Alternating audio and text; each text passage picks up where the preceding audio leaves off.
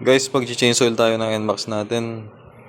Ang tinakbo is 448. Ito yung ipapalit nating langis. Tronas, fully synthetic. Tapos, sasabay na rin natin yung sa gear oil. K-Works. Ayun yung lalagay natin. So, kailangan natin ng 12mm na socket. Yan, baklasin na natin.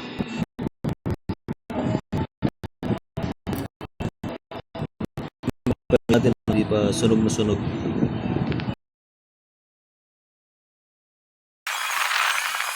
Nasa 900 ml pa rin siya, hindi siya nagbabawas.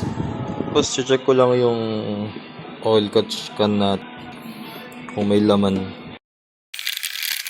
Guys, naka 232 pala tayo, kaya halos 500 kilometers lang nag-change oil na tayo. Ayan, mayroon konti pero halos wala. Goods naman. Yan, salin na natin yung langis. Make sure lang natin na malinis tong na to, yung paligid na to, para walang pumasok na kahit na ano. Tapos gumamit din tayo ng embudo para iwas tapo na rin. Iwas kalat.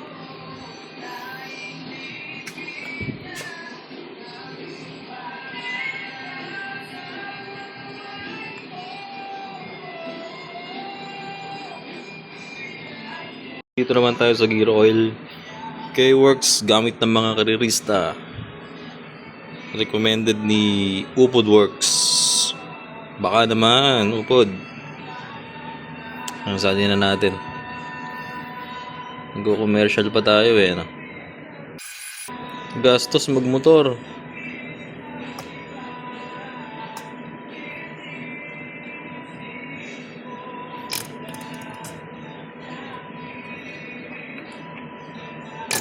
Shoutout sa mga tropa natin yan, sa mga taga-Tartaro, San Miguel, Bulacan.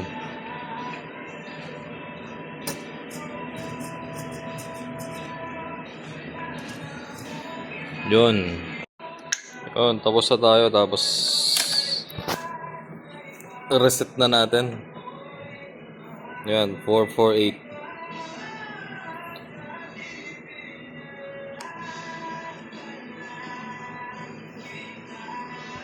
Yun, 0 na ulit. Pwede na tayo magwaswas.